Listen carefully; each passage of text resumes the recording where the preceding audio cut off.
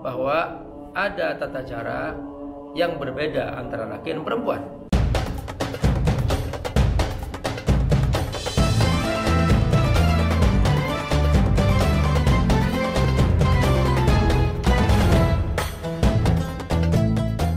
Jangan lupa donasi untuk keberlangsungan FAT-TV ini. Insya Allah semua yang Anda donasikan Allah akan mengganti dengan lipat ganda, karena di sini Anda beramal jariah. Ayo bergabung dalam dakwah FAT-TV. Semoga Allah berkati. Bismillahirrahmanirrahim. Assalamualaikum warahmatullahi wabarakatuh.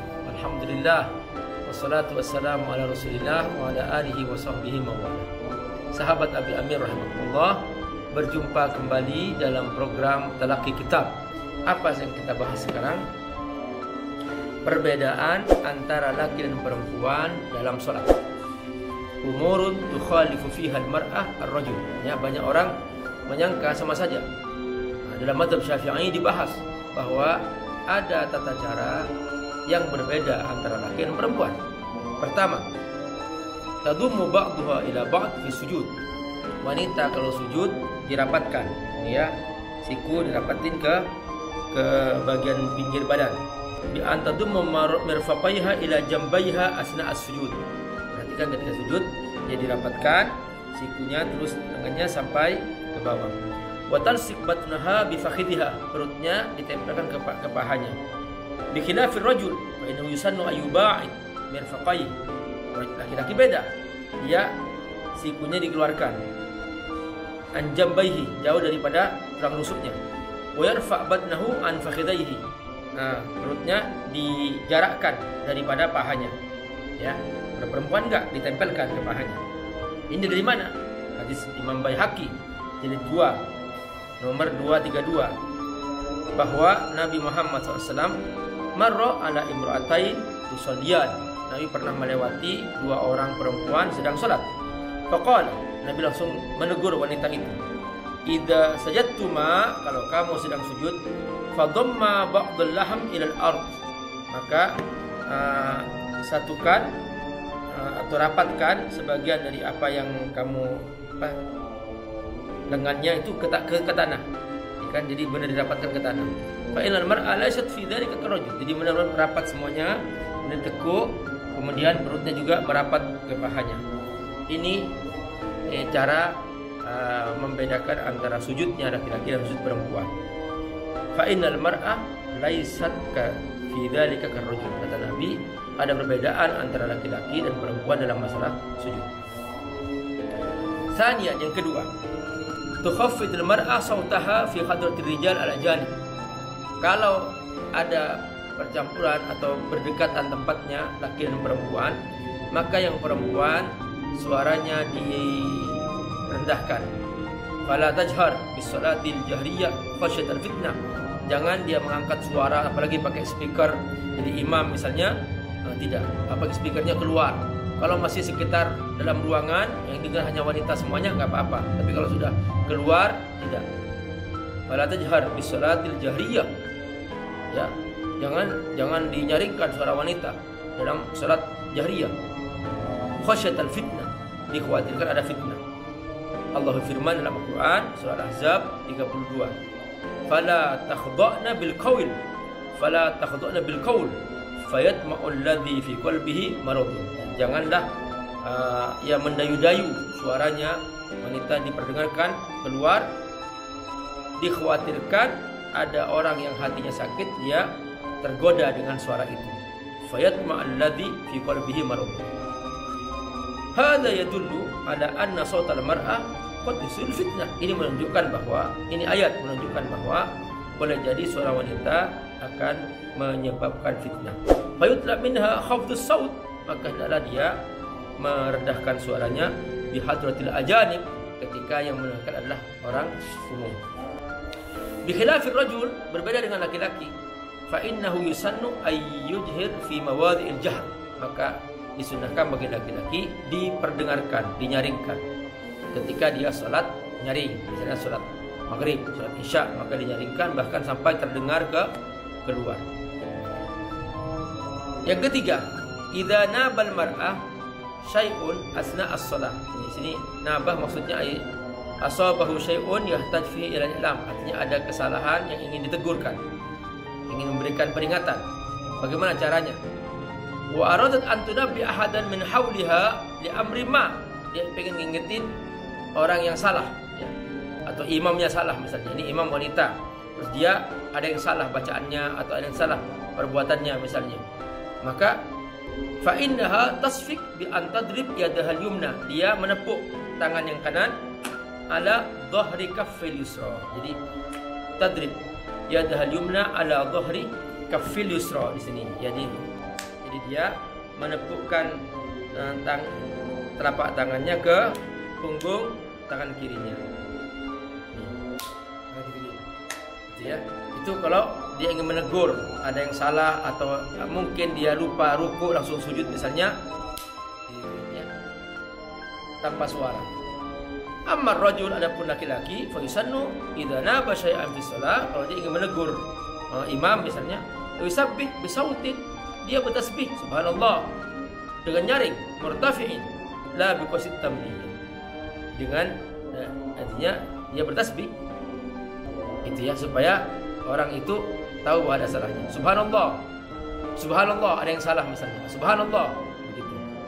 Kenapa? Ada Sahih Bukhari nomor 652 dan Sahih Muslim 421 dari Sahal bin Sa'ad radhiyallahu an, anna Rasulullah SAW Nabi bersabda, man rabahu syai'un fi salatihi, siapa yang merasa ragu dalam salatnya, falyusabbih, dia bertasbih subhanallah, fa innahu idza sabbaha iltafata ilaihi, kalau dia bertasbih maka dia harus diperhatikan, berarti ada yang salah. Wa innamat tasfik linisa, tapi kalau tepuk itu untuk wanita. Ada bedanya kan?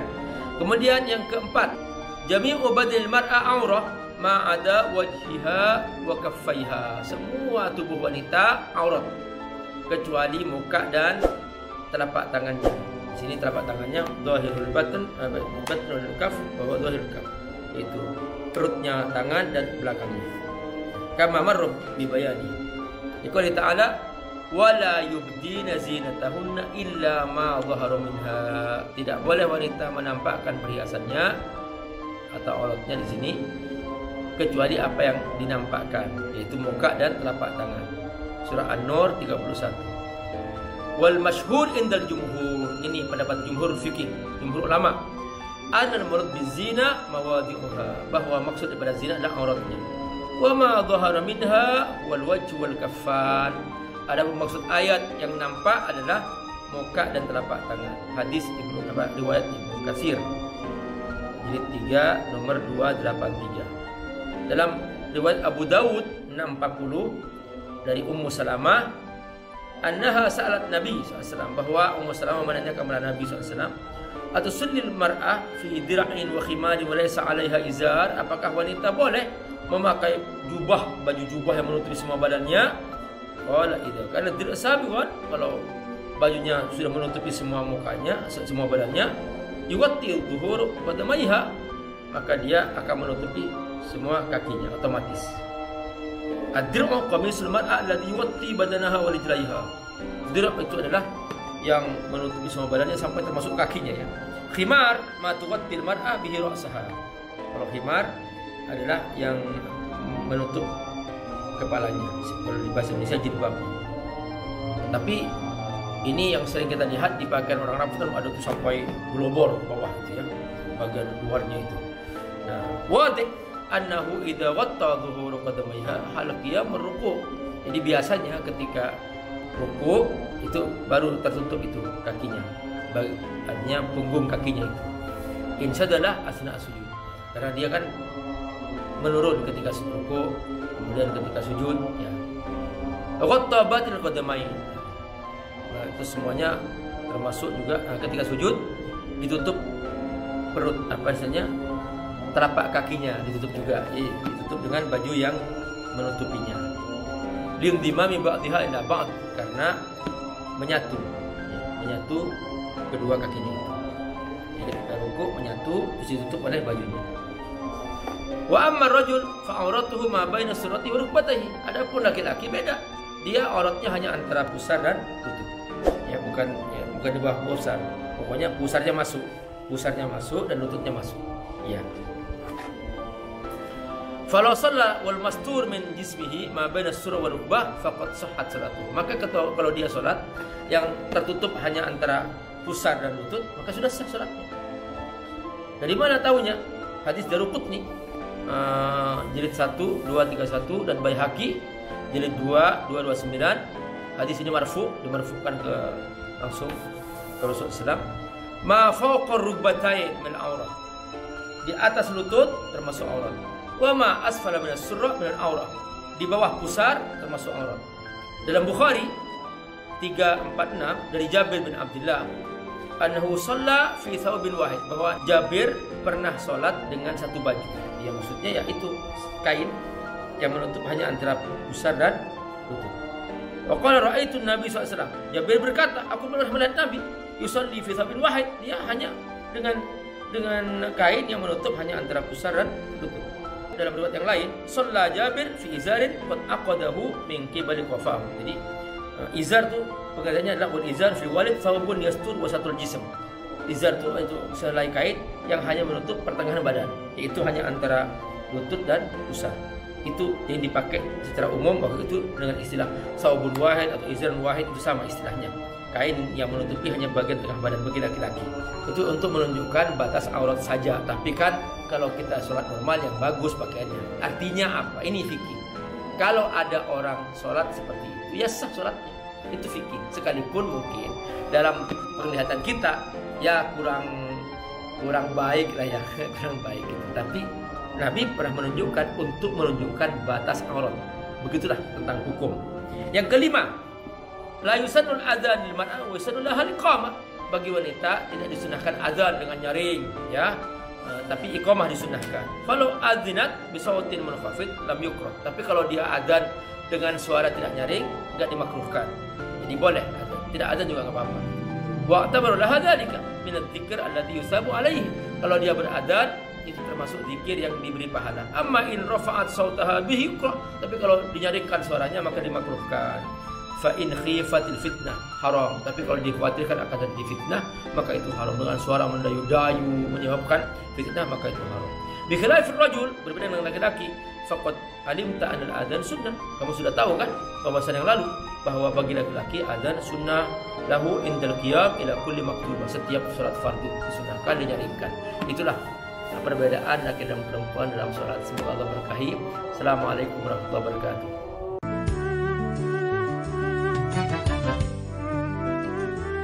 Abi sebagai pengasuh pondok pesantren Fadrul Tafsir Fadl Institute mengucapkan terima kasih kepada seluruh donatur yang telah membangun semangat kami dengan donasinya, sehingga apa yang telah Anda sumbangkan, wah itu sudah kami salurkan amanah itu. Tuh lihat, ini sudah menjadi pondok-pondok pesantren yang kita saksikan ini. Nah, ini sudah ada. Alhamdulillah, adalah berkah dari sumbangan Bapak dan Ibu.